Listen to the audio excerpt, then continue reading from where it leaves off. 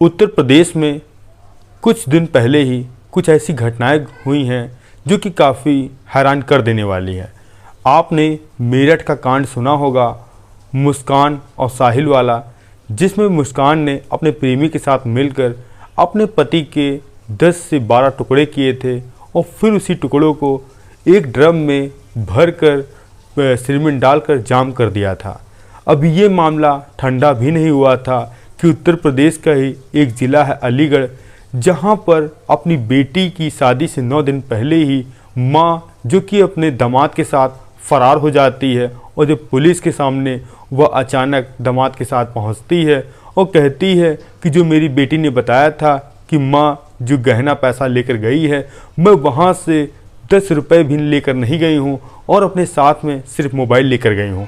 इसके बाद पुलिस वालों ने उस सास का काउंसलिंग की और उसको काफ़ी समझाया। उसके बाद भी उसने कहा है कि आगे की ज़िंदगी वह अपनी दामाद के साथ ही गुजारेगी।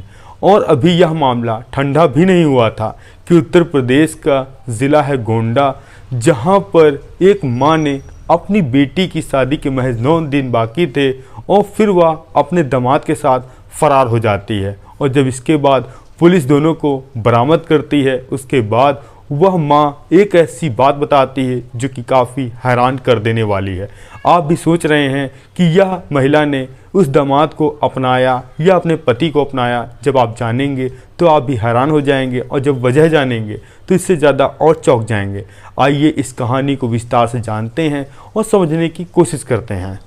आप सभी दोस्तों को नमस्कार, मेरा नाम रवि है। मैं आशा उम्मीद करता हूं आप लोग बहुत अच्छे होंगे। ये सच्ची घटना चालू होती है उत्तर प्रदेश का ज़िला है गोंडा और उसी के अंतर्गत एक खंडरे थाना है और उसी थाने के पास में एक गांव है हबीरपुर।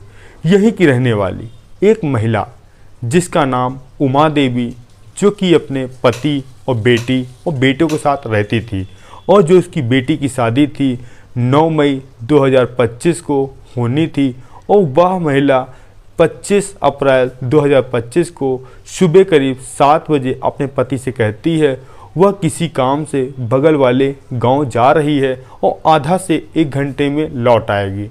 अब 2 घंटे हो जाने के बाद जब बेटी अपनी मां का पता लगाने की कोशिश करती है और जब उसका फ़ोन मिलाती है, फ़ोन उसका बंद था और जो पति था वह भी अपनी पत्नी को उस गांव में देखने के लिए जाता है। पता चलता है उनकी पत्नी वहां आई ही नहीं है। अब जो पति था अपने पूरी रिश्तेदारी में पता करता है कि उनकी पत्नी कहाँ गई है और ऐसे अचानक कहाँ गायब हो सकती है। इसके बाद 2 से 3 दिन ढूंढा मगर उनकी पत्नी कहीं नहीं मिलती है।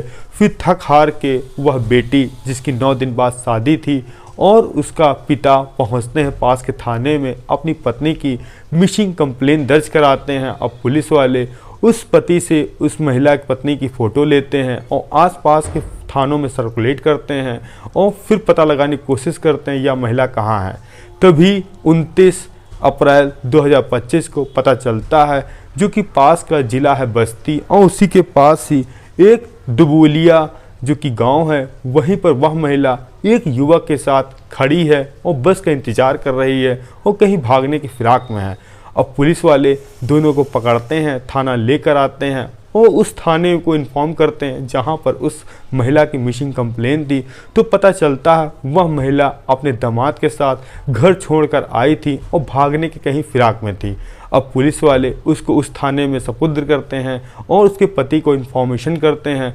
अब जब उस महिला से पूछताछ की जाती है तो वह एक ऐसा हैरान कर देने वाला सच बताती है जो कि काफ़ी चौंका देने वाला था। तभी वह महिला कहती है कि मैं अपने घर से भागी हूँ दामाद के साथ और ना तो मैं यहाँ से एक पैसा ले गई हूँ ना तो जेवर ले गई हूँ और मेरी मंशा यही थी कि आगे की ज़िंदगी मैं अपने दामाद के साथ रहूँगी। और उसके बाद वह महिला का पति कहता है कि मेरी जो पत्नी है उसकी मानसिक स्थिति ठीक नहीं है, जिसके कारण से उसके दामाद ने, जो कि पहले वाला दामाद है, जो इसकी पत्नी को बहला फुसला कर भगा के ले गया है। अब पुलिस वाले उस महिला की काउंसलिंग करते हैं और फिर वह महिला कहती है कि अब मुझे दामाद के साथ नहीं जाना है और मुझे अपने पति के साथ जाना है।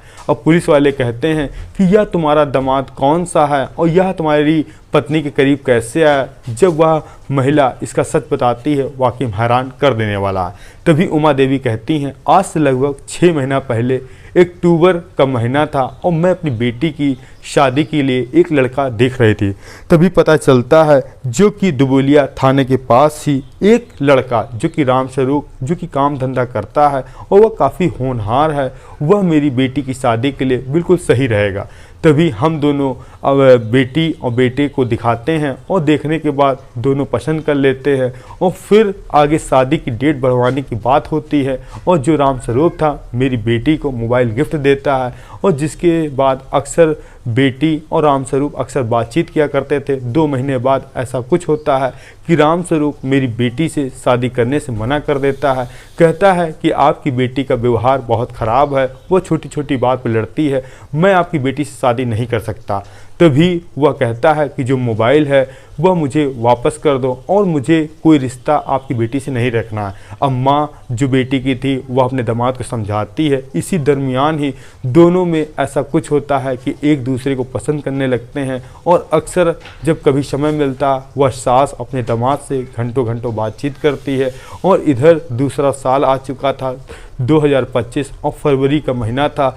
जो उमा देवी थी वह अपनी बेटी की शादी दूसरे लड़के से तय करती हैं और जिसकी दिन तारीख निकलती है 9 मई 2025। अब इधर जब महीना पे महीना बीत रहा था और जो महीना आता है अप्रैल का और 25 अप्रैल सुबह करीब 7 बजे तभी वह अपने दामाद के साथ फरार हो जाती। घर वालों को लगता है कि उनकी मानसिक स्थिति खराब थी, वह कहीं चली गई है। फिर बाद में पता चला वह अपने दामाद के प्यार में पागल थी और कहीं ना कहीं उनको सही गलत की कोई समझ नहीं थी और इसीलिए वह अपने दामाद के साथ भाग गई। जब पुलिस वालों ने उनको अच्छे गलत का चीज़ बताई और कहा कि अगर तुम दामाद से शादी कर लोगी तुम्हारे पति क्या करेंगे और जो तुम्हारे बच्चे हैं वह किसके साथ रहेंगे और आगे की ज़िंदगी अगर दामाद तुम्हारी छोड़ देगा फिर आगे की ज़िंदगी तुम अनाथ जियोगी। इसके बाद उमा देवी को समझ में आया कि उसने बहुत गलत किया है और उसने कहा कि मेरा जो मानसिक संतुलन था वह ख़राब था, इसीलिए मैं अपने दामाद के बहकावे में आ गई हूँ। अब मैं अपने पति के साथ जाना चाहती हूँ। अब पुलिस ने उस रामस्वरूप को भी पूछताछ करने के बाद छोड़ दिया है और दोनों परिवारों की तरफ कोई तहरीर नहीं दी गई है। जो उमा देवी है वह पति के साथ चली गई है और जो उसकी बेटी 9 मई की शादी है वह उसकी तैयारी में जुटी हुई है। आप भी इस कहानी के माध्यम से अपनी प्रतिक्रिया देना चाहते हैं, दे सकते हैं। हम आपसे मिलते हैं नई कहानी नए स्वाद के साथ। जय हिंद, जय भारत।